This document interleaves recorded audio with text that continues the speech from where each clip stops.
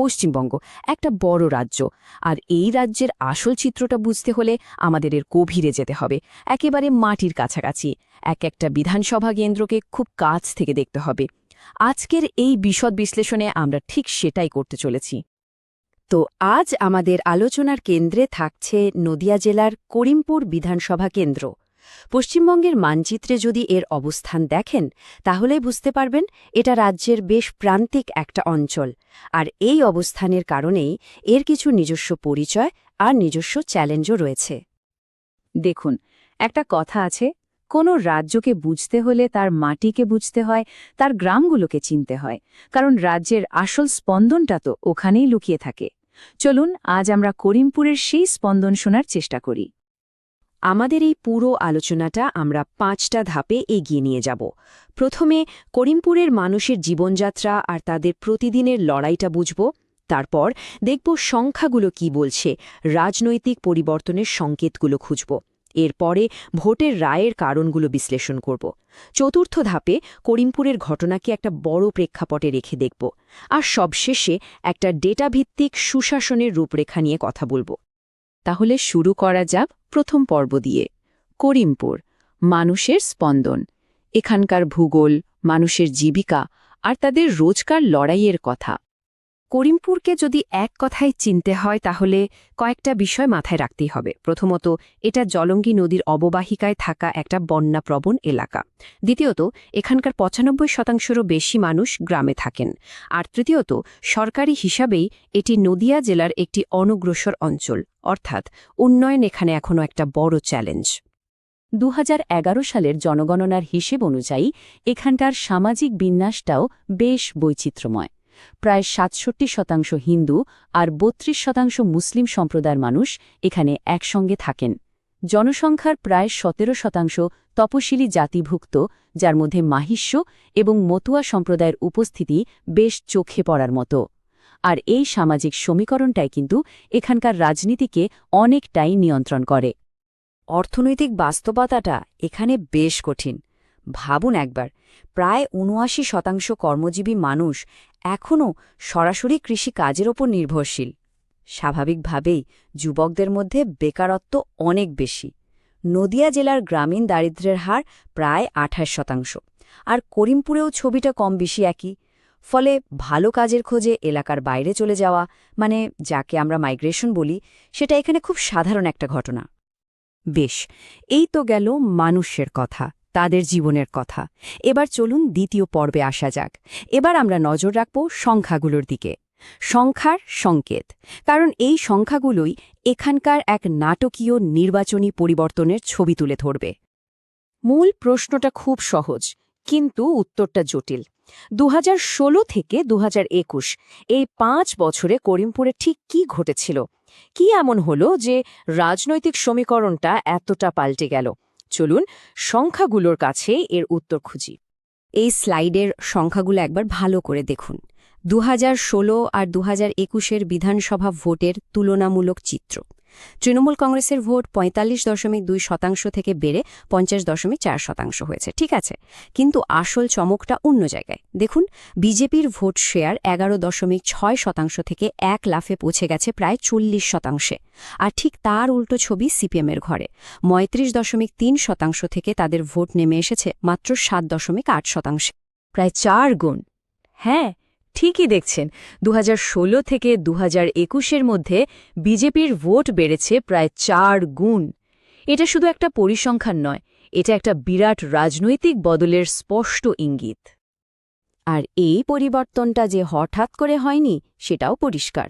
২০১৯ সালের লোকসভা নির্বাচনেও এই বিধানসভা কেন্দ্রে বিজেপির ভোট ছিল প্রায় ৩৮.৭%।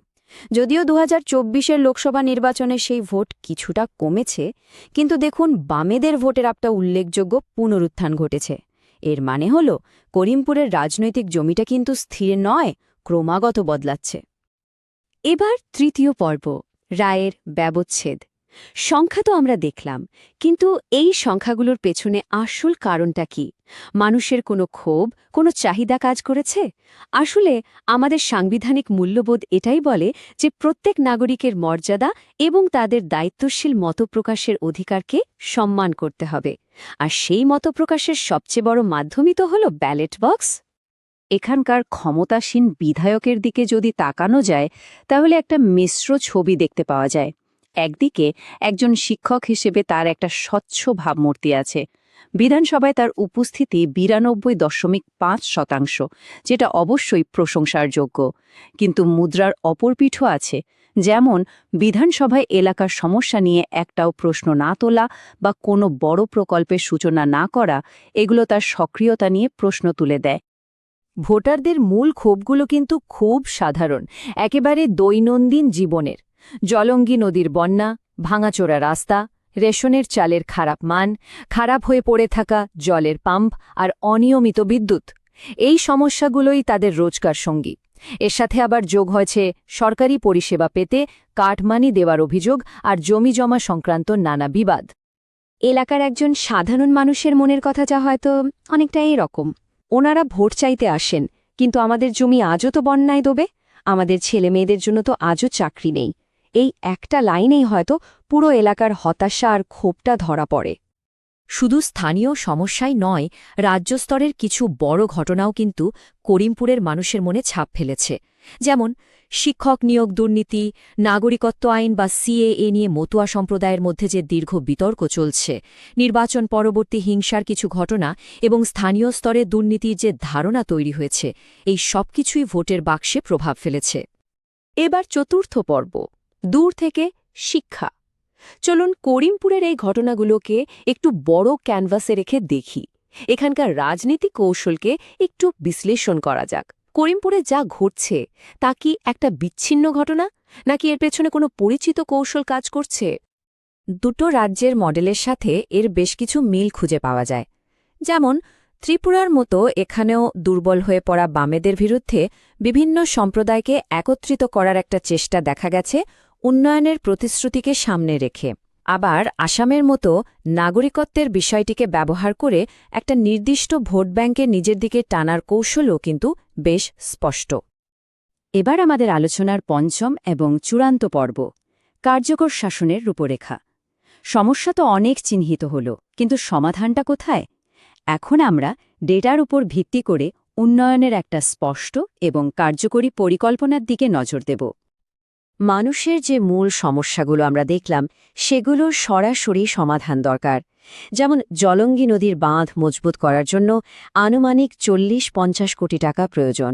জাতীয় সড়ক 34-এর ভাঙা অংশ সারানোর জন্য দরকার 80-100 কোটি টাকা। আর এলাকার অর্থনীতির উন্নতির জন্য একটা কৃষি প্রক্রিয়াকরণ কেন্দ্র তৈরি করতে প্রায় 30 কোটি টাকার বিনিয়োগ দরকার। এই পদক্ষেপগুলো কিন্তু সরাসরি মানুষের জীবনকে ছুঁয়ে যাবে। এই প্রস্তাবিত বিনিয়োগকে আমরা 3টে প্রধান ভাগে ভাগ করতে পারি: পরিকাঠামো, জনকল্যাণ এবং জীবিকা। তবে যে কোনো সুশাসনের রূপরেখা তৈরির সময় একটা বিষয় মাথায় রাখা খুব জরুরি, আর সেটা হলো ভারতের ডেটা সুরক্ষা আইন। যে কোনো পরিকল্পনায় নাগরিকদের ব্যক্তিগত তথ্য এবং তাদের সম্মতির প্রতি সম্পূর্ণ সম্মান জানাতে হবে। কিন্তু এই কোটি কোটি টাকা বিনিয়োগের আসল মানেটা কি?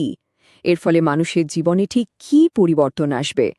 হিসেব বলছে এর ফলে 300-রও বেশি নতুন কৃষিভিত্তিক কর্মসংস্থান তৈরি হতে পারে। আগামী 2 বছরের মধ্যে 5,000 নতুন বিপিএল পরিবারের জন্য বাড়ি তৈরি করা সম্ভব হতে পারে। উন্নয়ন মানে শুধু টাকার অঙ্ক নয়, উন্নয়ন মানে মানুষের জীবনে আসা এই বাস্তব পরিবর্তন।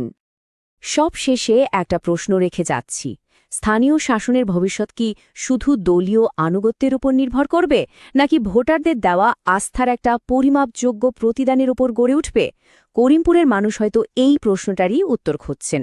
যদি আপনি একজন জনকেন্দ্রিক নেতা হয়ে আপনার নির্বাচনী এলাকাকে উন্নত করতে চান, তাহলে blueprintstrategies.ai এর সাথে যোগাযোগ করুন mgr@blueprintstrategies.ai তে, অথবা ফোন করুন 080-4204-1602 নম্বরে।